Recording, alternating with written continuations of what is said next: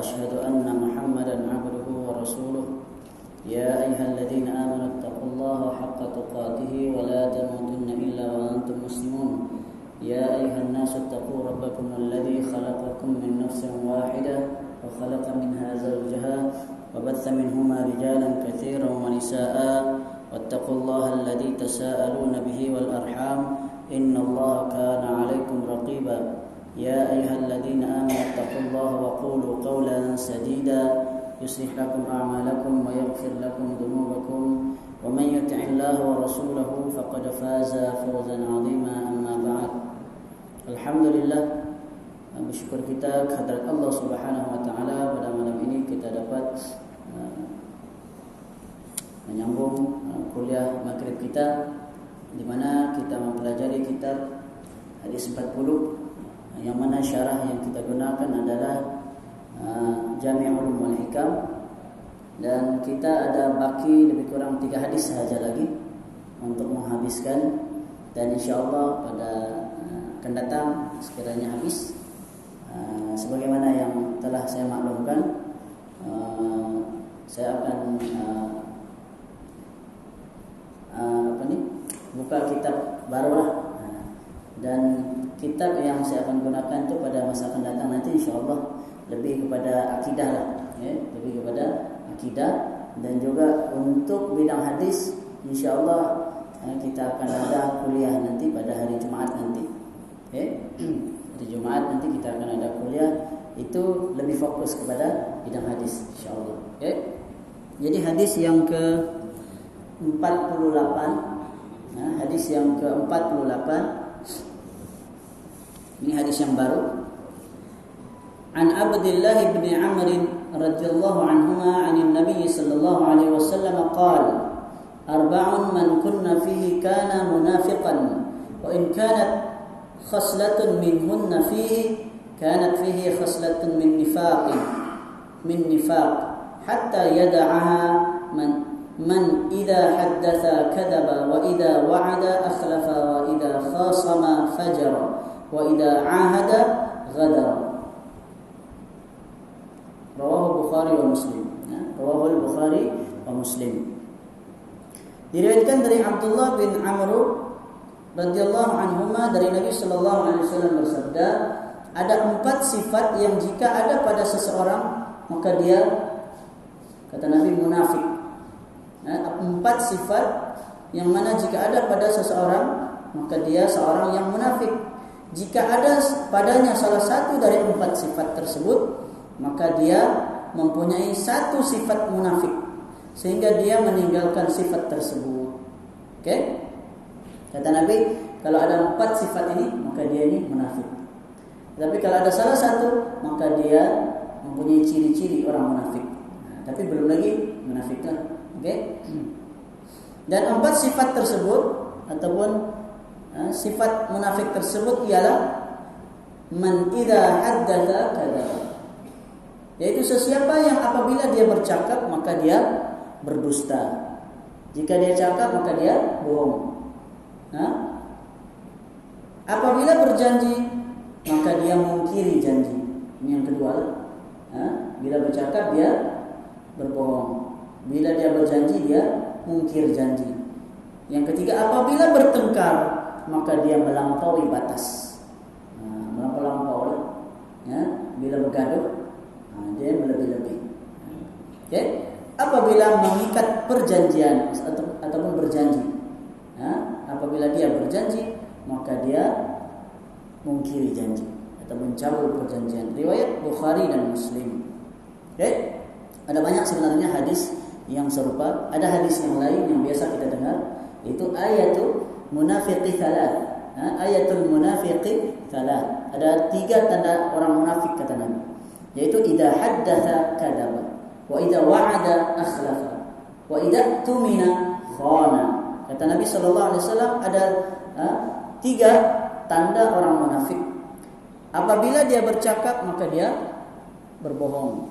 Apabila dia berjanji maka dia mungkir janji, dan apabila dia diberikan amanah maka dia khianat. Dia tidak menunaikan amanah. Ini hadis lain yang juga riwayat Bukhari dan Muslim sama juga. Dan ada tambahan dalam riwayat Muslim, yaitu wa in sama wa shalla wa za'ama annahu muslim. Tambahan dari riwayat Muslim, sekalipun dia berpuasa, dia bersembahyang dan menyangka dirinya seorang muslim. Ada banyak riwayat yang serupa. Okay? Jadi dari hadis ini para ulama menjelaskan bahwa nifak ataupun munafik itu artinya secara bahasa artinya adalah salah satu bentuk penipuan, salah satu bentuk tipu daya, yang mana dia menzahirkan kebaikan kemudian menyembunyikan kejahatan, keburukan. Dia memperlihatkan kebaikan nampak baik, tapi yang di dalamnya yang jahat itu disembunyikan. Itu secara bahasa. Secara istilah syarak menurut agama Islam, ataupun sebagaimana yang dijelaskan oleh Al-Imam Ibn Rajab Al-Hambali, nifak atau munafik terbahagi menjadi dua. Satu, an-nifaqul akbar, nifak yang besar. Munafik yang besar, akbar, munafik akbar. Maksudnya apa? Yaitu seseorang yang menzahirkan keimanan kepada Allah. Jadi menampakkan keimanan dia. Dia beriman kepada Allah, beriman kepada para malaikat, beriman kepada kitab-kitab, beriman kepada para rasul, beriman kepada hari akhirat. Namun dia menyembunyikan apa yang bercanggah dengan semua tersebut atau sebahagiannya. Yang dia nampakkan, dia kata dia beriman kepada Allah, ternyata di dalam hatinya sebaliknya. Itulah munafik. Maka munafik akbar ni ini bukan Islam. Munafik akbar ni adalah orang yang kafir. Tetapi apa beza dia? Orang kafir dia mengaku dia kafir. Orang munafik dia tidak mengaku dia kafir. Dia kata saya Islam. Dia beriman, dia kata saya beriman pada Allah. Saya beriman sekian-sekian, padahal dia tidak beriman. Okey, itu munafik akbar. Adapun yang kedua dipanggil sebagai an-nifaqul asghar, munafik yang kecil. Maksud munafik kecil ialah munafik dari sudut amalan. Dari sudut amalan, perbuatannya.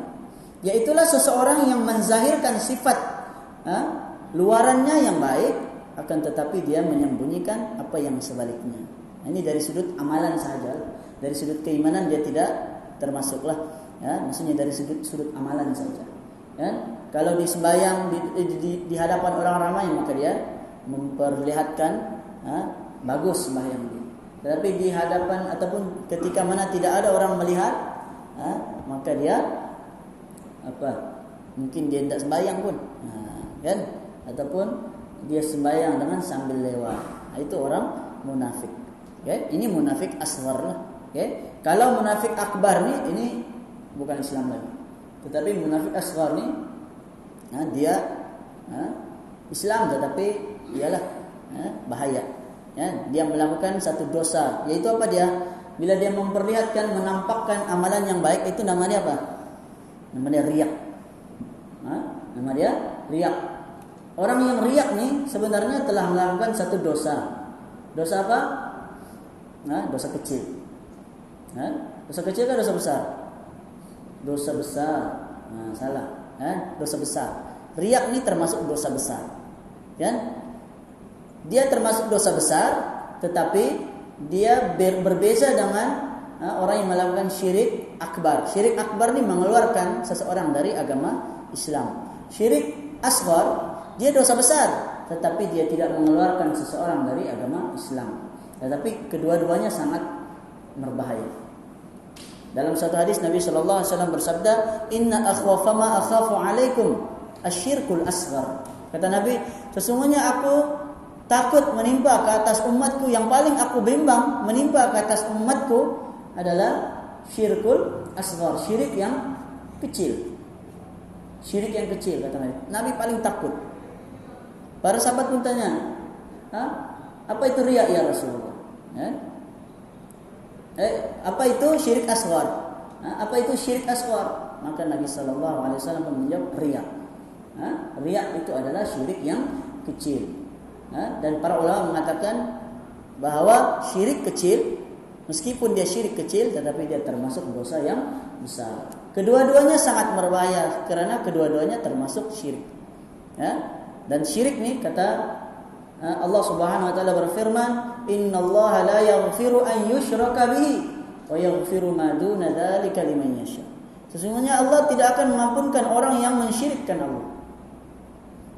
Tetapi Allah mengampunkan dosa selain dari perbuatan syirik bagi sesiapa yang dikehendakinya. Itu sebab akan datang ni insya-Allah kita akan mula kembali pelajaran akidah. Kita belajar akidah untuk kembali kita melihat akidah Ahlussunnah wal Jamaah.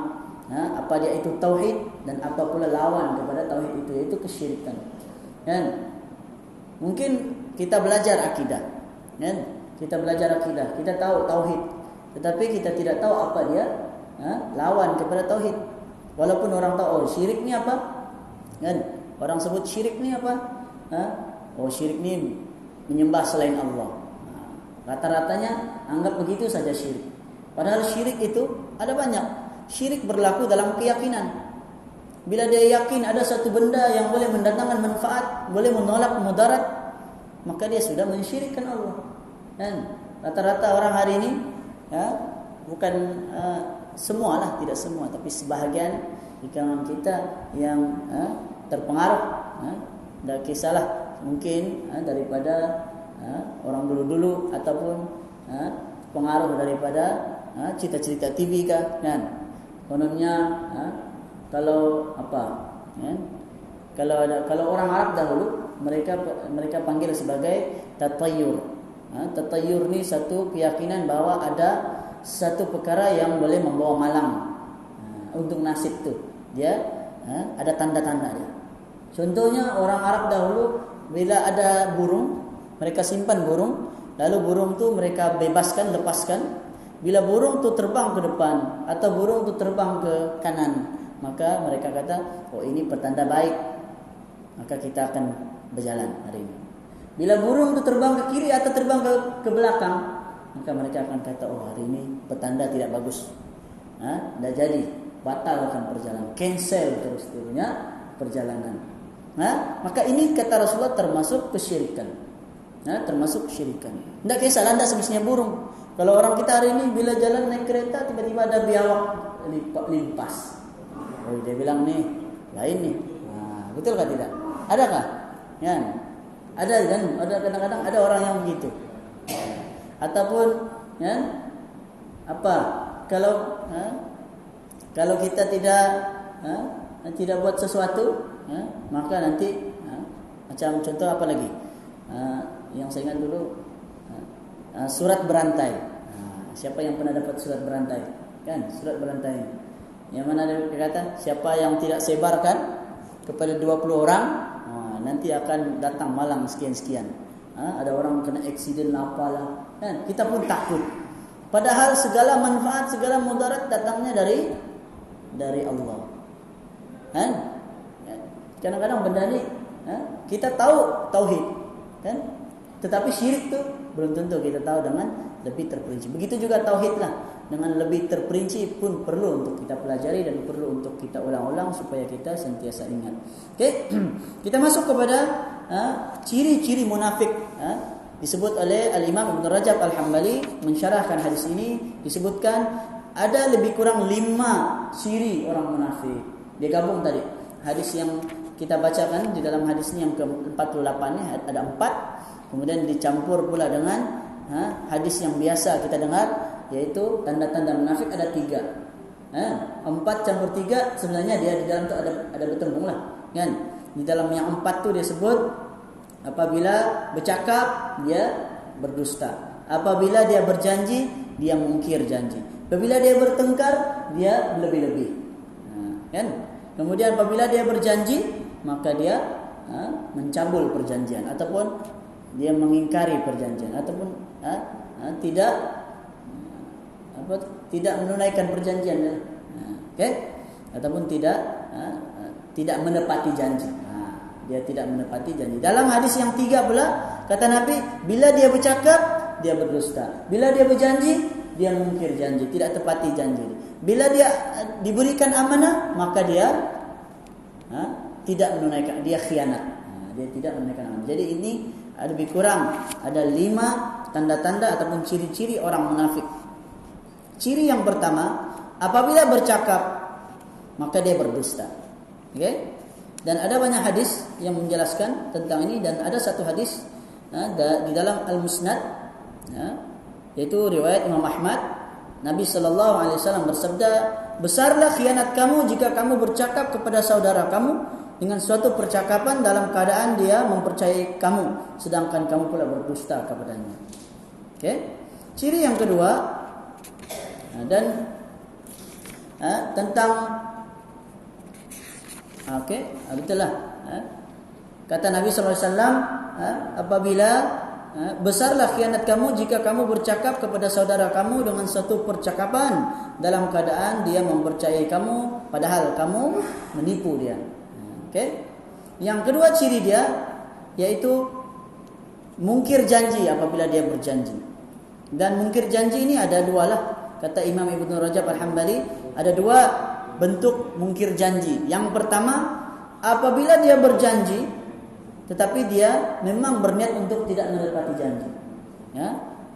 Contohnya dia kata, saya akan buat begini begitu, insya-Allah. Tapi dalam hati dia tidak mau. Yang ini termasuk dia mungkir janji. Dia menipulah. Okay? Dan yang keduanya, bila dia berjanji dan dengan niat dia akan menepati janji, akan tetapi kemudiannya dia tidak dapat memenuhi janji, dan ini yang banyak lah. Okay?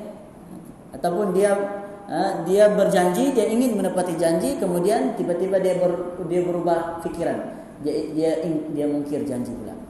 Okay? Dan kedua-dua ini termasuk mungkir janji. Kalau yang tidak sengaja itu lain lah, itu lain cerita.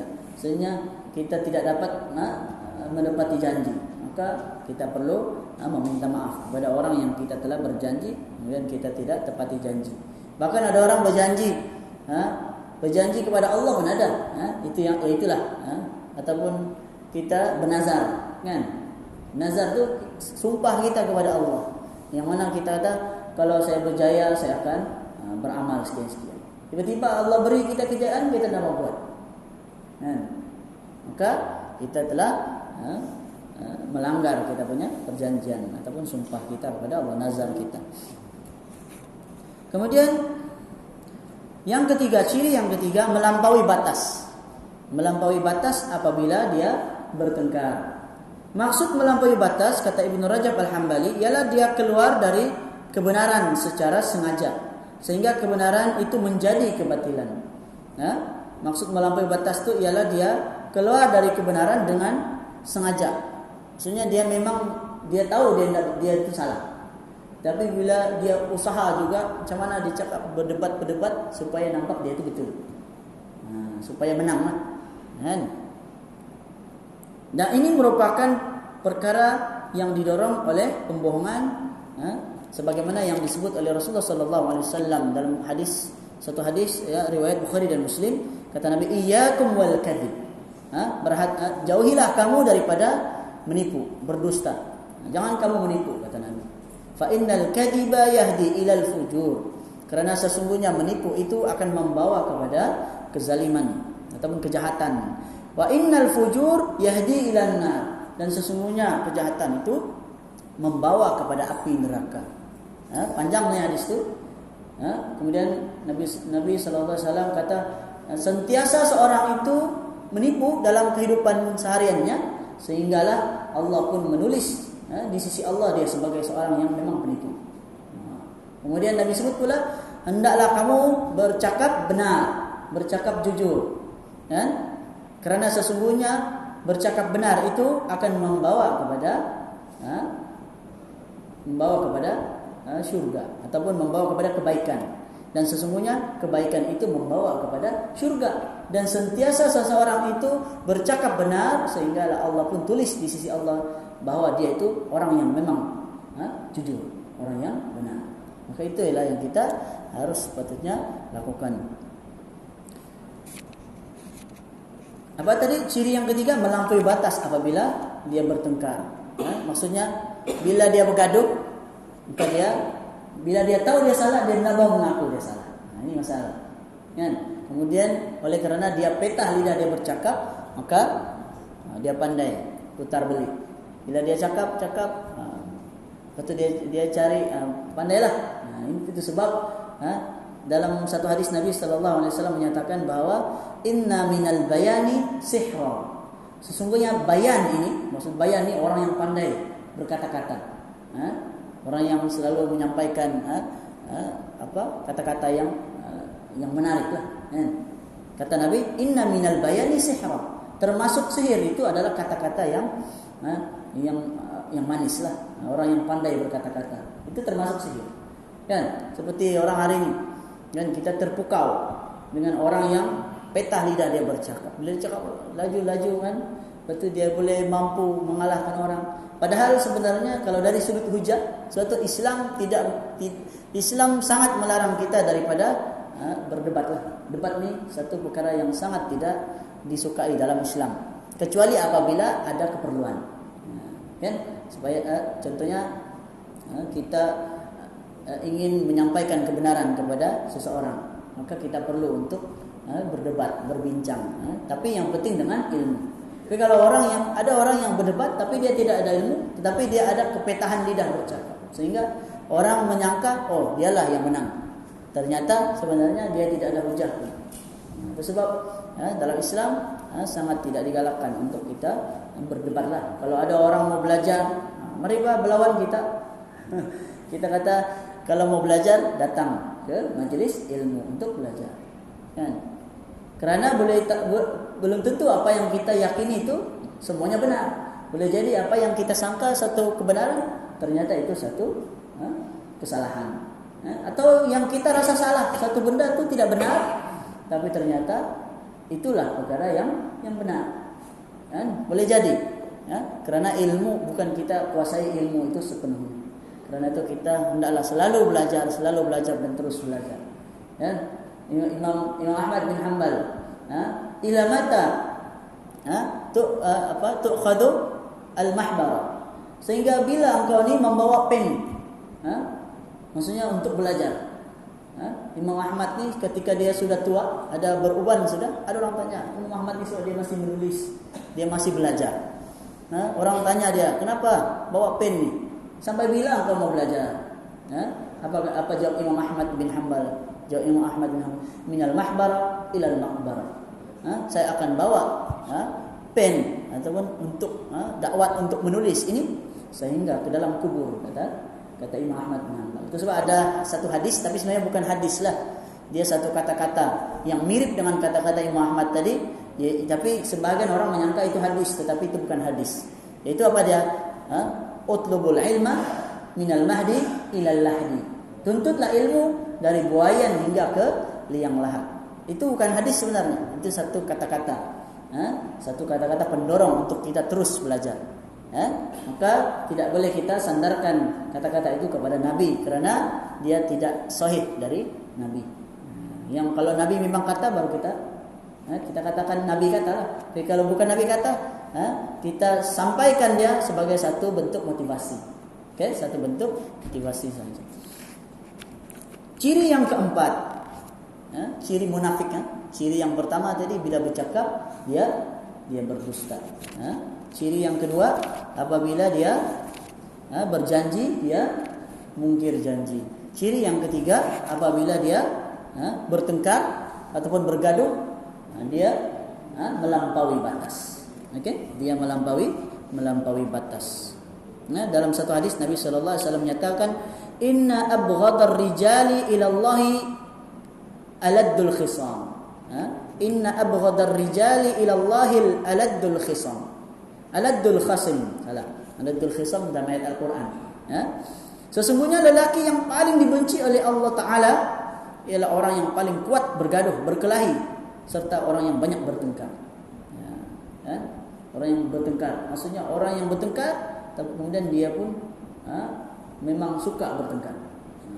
Bila dia bertengkar ni, dia sukalah sebab dia rasa dia hebat.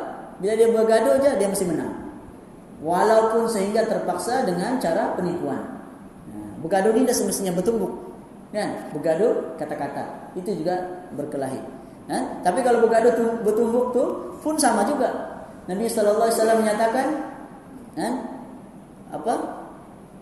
orang yang paling kuat di sisi Allah itu adalah orang yang paling kuat menahan sabar dia ketika mana dia sangat marah.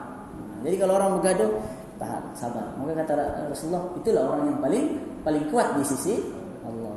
Jadi kita kena sabar, ingat balik. Itu yang orang kadang-kadang kalau bergaduh nih, dia ada syaitan sudah. Sampai bila kita sudah buat sesuatu, kemudian barulah menyesal. Kemudian baru datangnya penyesalan. Okay? Tanda yang ataupun ciri yang keempat pula, yaitu apabila mengikat perjanjian, dia berjanji, maka dia mencabul perjanjian atau dia tidak menepati janji. Dan ini banyak ayat-ayat Al-Quran menyatakan tentang perkara tersebut. Di antaranya Allah berfirman, wa aufu bil ahdi innal ahda kana mas'ula. Tepatilah perjanjian, sesungguhnya perjanjian itu akan ditanya oleh Allah Subhanahu wa taala di akhirat nanti. Dan banyak hadis Nabi tentang perjanjian ini. Di antaranya sabda Rasulullah sallallahu alaihi wasallam yang diriwayatkan oleh Imam Bukhari dan Muslim.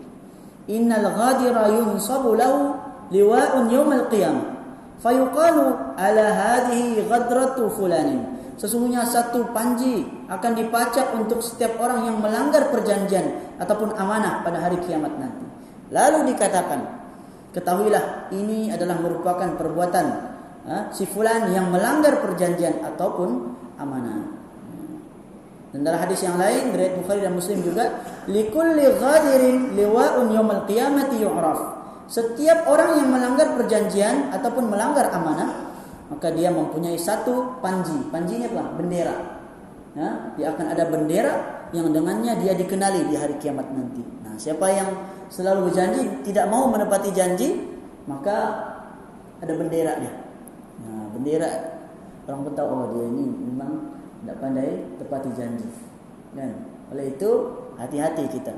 Bila berjanji, pastikan usaha sedaya upaya untuk kita memenuhi janji. Dan yang kelima, ciri munafik yang terakhir, yaitu mengkhianati amanah. Ataupun bila diberi amanah, maka dia tidak amanah. Apabila seseorang diberi suatu amanah, maka wajib untuk dia menunaikan amanah tersebut. Allah berfirman, innallaha ya'muru an tu'addul amanati ila ahliha. Sesungguhnya Allah memerintahkan kamu supaya menunaikan amanah kepada pemiliknya. Jadi bila kita ada amanah, maka pastikan tunaikan amanah dengan sebaik-baiknya. Amanah ni kalau kita cerita banyaklah, kan?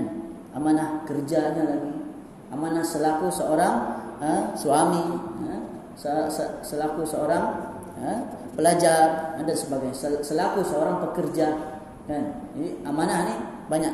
Kalau kita musyarah ni, dia akan semakin banyak lagi. Maka demikian 5 tanda-tanda ataupun ciri-ciri orang munafik yang perlu kita jauhilah, kan? Sebagaimana sabda Rasulullah SAW, kata Nabi, wa in kana arba'atun man kunna fihi kana munafiqan. Kata Nabi, kalau 4 ciri-ciri ini ada pada seseorang, maka dia adalah orang yang munafik. Kalau semua ni ada 4-4-nya, apa kata Nabi? Bila dia bercakap, maka dia menipu, dia berdusta. Bila dia berjanji, dia mungkir janji. Bila dia bergaduh, bertengkar, maka dia melampaui batas. Bila dia berjanji, maka dia mungkir janji. Kemudian ditambah lagi yang kelimanya, apabila diberikan amanah, dia khianat ataupun tidak menunaikan amanah. Wallahu alam. Kita selesai hadis yang ke-48, kita masuk hadis yang ke-49, ya. Hadis yang tadi itu daripada hadis yang ke-48 tadi, saranan daripada hadis ini agar kita mengelak dari segala ciri munafik, sama ada yang berkaitan dengan amalan maupun akidah lah yang terutamanya. Ya, sebab kalau munafik yang akbar, dia berkaitan dengan akidah. Itu yang sangat-sangat perlu kita jauhi. Tetapi kalau berkaitan dengan amalan, dia munafik kecil. Kan? Munafik kecil tetapi pun sangat berbahaya. kan? Kerana dia memiliki satu dari tanda ataupun ciri orang munafik, ya. Dan orang ataupun sebagaimana sabda Rasulullah tadi tentang benda ataupun perkara yang paling Nabi bimbang menimpa ke atas umat Nabi adalah riya. Dan riya ni salah satu, iaitu orang yang dia menipu lah, kan? Dia ada ciri-ciri munafik. Iaitulah ketika mana orang ramai ada, maka dia memperlihatkan amal ibadahnya dengan begitu baik sekali. Tetapi ketika orang ramai tidak ada atau tidak ada yang melihatnya, maka dia buat dengan sambil lewat. Yang kedua, saranan dari hadis ini sentiasa merasa bimbang dan berhati-hati terhadap kemunafikan dalam diri kita sendiri. Hendaklah kita berhati-hati dan sentiasa memohon perlindungan kepada Allah Subhanahu Wa Taala. Dan yang ketiganya, hendaklah kita mencontohi para ulama salafus saleh dalam berwaspada terhadap kemunafikan. Hadis yang ke-49 mungkin kita baca dahulu hadis dia, kemudian kita akan sambung lagi lah pada minggu akan datang.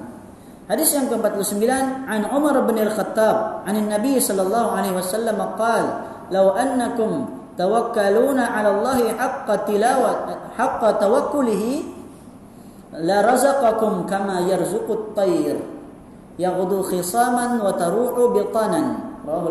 Rawahul Imam Ahmad wa Tirmidzi wa Nasa'i wa Ibnu Majah wa Ibnu Hibban fi Sahih wal Hakim.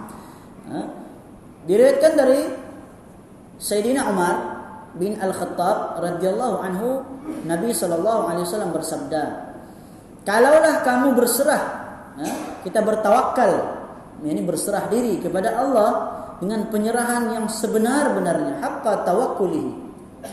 Sikit lagi saya baca haqqa tilawati. Haqqa tawakkulihi, dengan sebenar-benar tawakal. Ini sebenar-benar penyerahan kepada Allah. Pasti Allah akan beri rezeki kepada kamu seperti mana Allah memberi rezeki kepada burung. Bagaimana Allah beri rezeki kepada burung? Kata Nabi sambung lagi. Kata Nabi, yaghdu khisaman wa taruhu bitanan.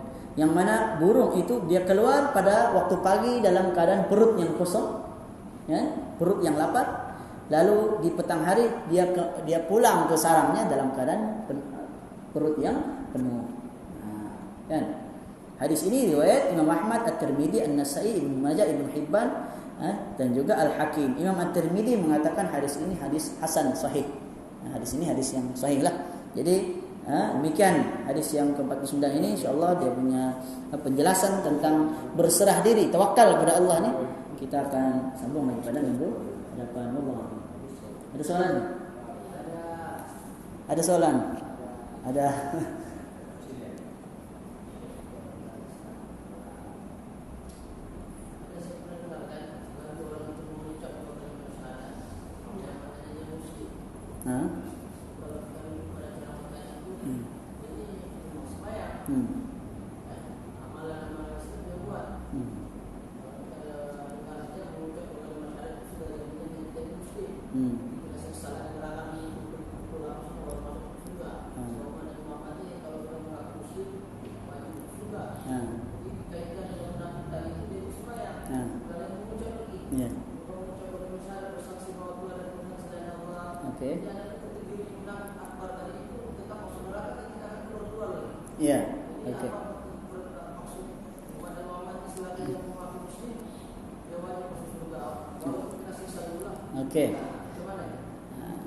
Orang yang mengucap 2 kalimat syahadah, maka dia dikira sebagai seorang muslim. Kita kata dia pasti masuk surga. Tapi macam mana dengan seperti mana yang kita sebut tadi, orang yang munafik? Maka mengucap 2 kalimat syahadah ni, dia sebenarnya bukan sekadar ucapan di bibir sahaja.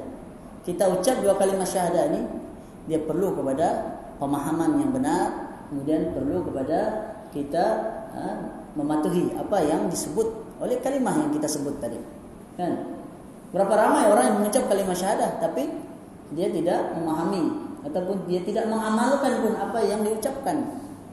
Maka dia tidak berhak untuk mendapat apa yang disebut di dalam hadis Nabi, man qala la ilaha illallah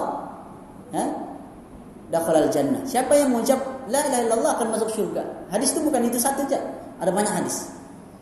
Ada hadis riwayat yang lain Nabi kata man qala la ilaha illallah khalisan min qalbihi dakhalal jannah. Orang yang mengucapkan la ilaha illallah dengan ikhlas dari lubuk hatinya, maka dia masuk syurga.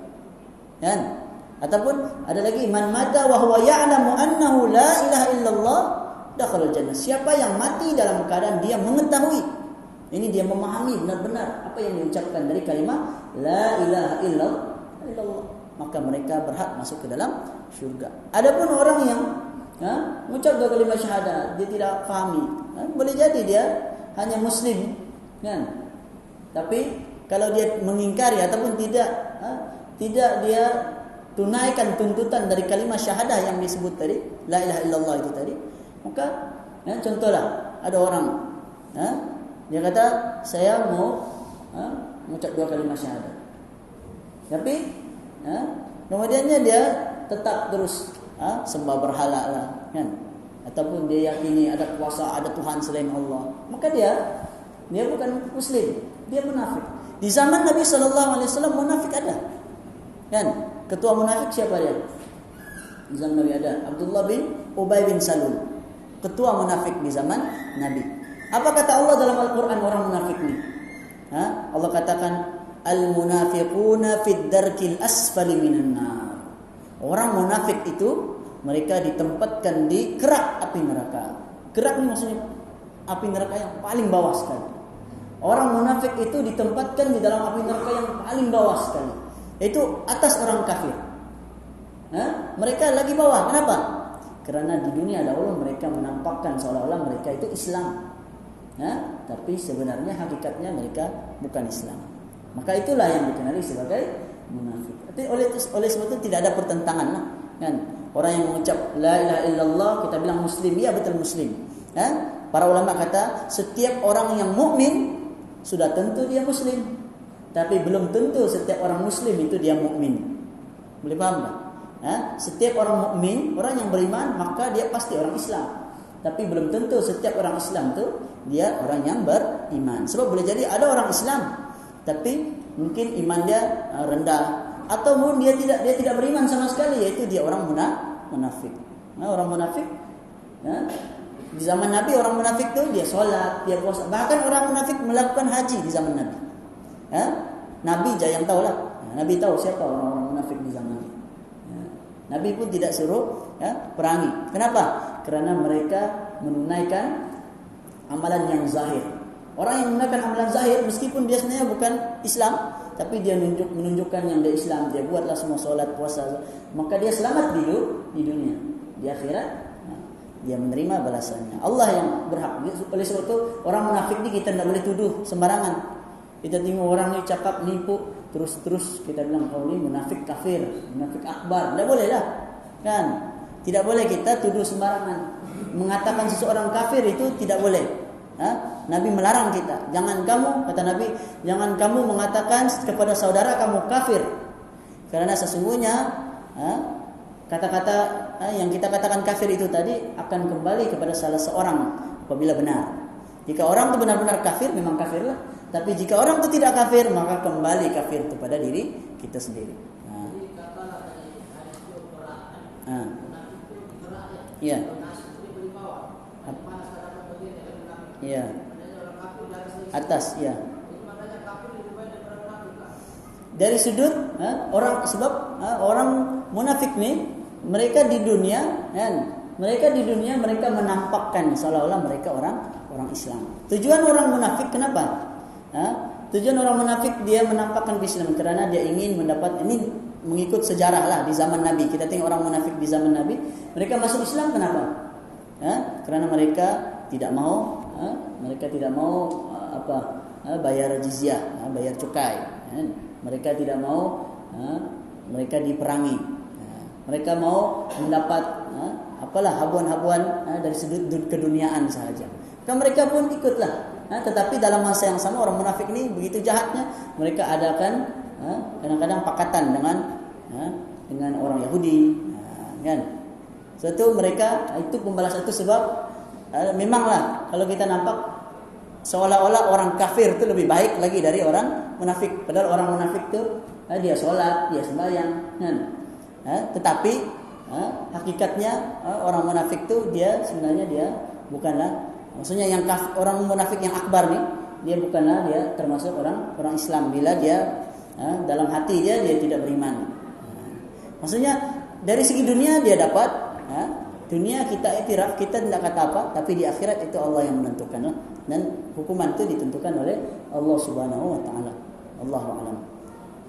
Kita lagi. Okey, satu lagi lah sebelum kita mau isyak sudah. Okey.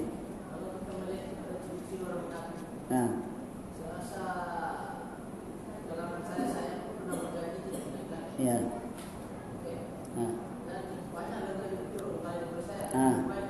Okey.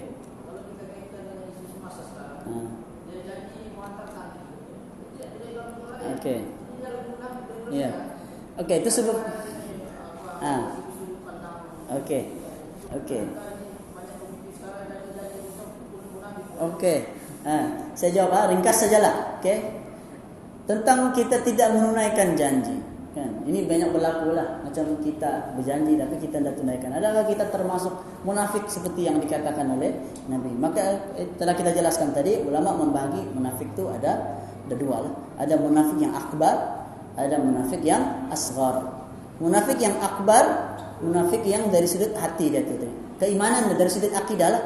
Munafik yang asghar, yang kecil, yaitu dia melakukan tanda-tanda orang munafik tadi. Dia kadang dia bercakap, dia menipu, kan? Maka orang itu berdosa. Tapi belum semestinya dia itu munafik akbar.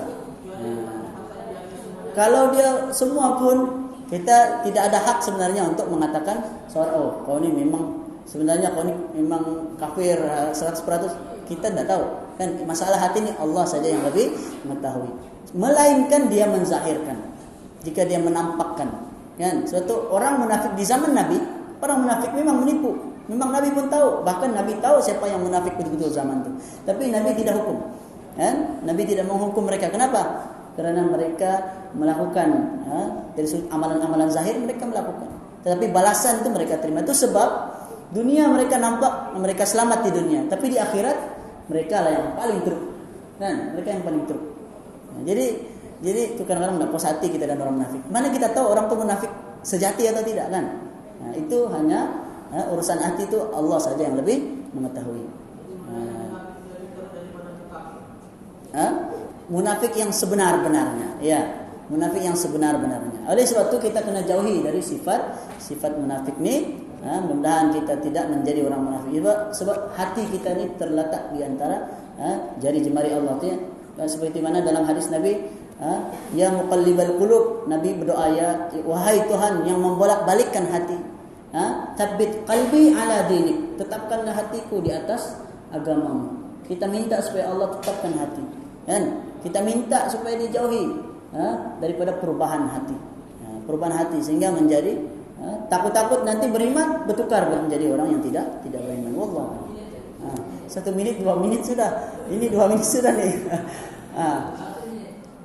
Okey, last lah. Ya. Dalam masa yang sama kita ada baca hadis.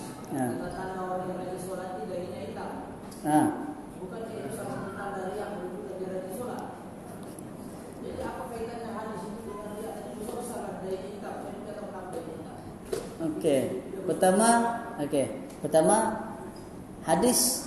Allah alam, saya tidak pernah dengar ada hadis yang mengatakan orang yang dahi, yang ada tu tanda-tanda orang yang orang-orang yang rajin beribadah ataupun orang yang selalu solat ni maksudnya nampak, tapi bukan bermakna dahi itu.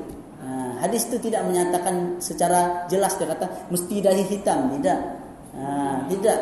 Maksudnya tanda-tanda itu kelihatan di raut wajah dia, kan? Bukannya dari dahi mesti nampak ada hitam, oh dia ni rajin solat ni, kan? Tidak juga. Ataupun kita bilang, oh ni hitam ni riak ni, tidak juga boleh.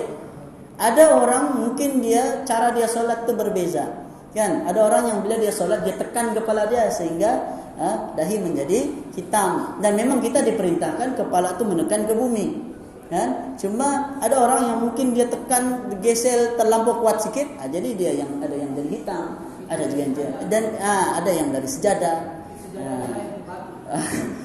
Batu itu bahaya tuh. Kalau dia pakai sejadah batu, itu hati-hati. Kan? Sebab ada satu mazhab yang sembahyang memang dia letak batu di depan. Kan? Itu bukan riak. Itu bukan riak. Jangan kita tuduh orang, "Oh, ini riak." Tidak boleh. Okey? Wallahu alam. Jadi saya itu dahululah. Jadi segala yang baik datang dari Allah, yang lemah dari saya sendiri. Saya mohon maaf sekiranya ada kekurangan, kesilapan dalam penyampaian saya. Aku qouli hadza wa astaghfirullahal azim li wa lakum. Sallallahu ala nabiyyina Muhammad wa ala alihi wa sahbihi wa baraka sallam. Subhanakallahumma wa bihamdika la ilaha illa anta astaghfiruka wa atubu ilaik. Assalamualaikum warahmatullahi wabarakatuh.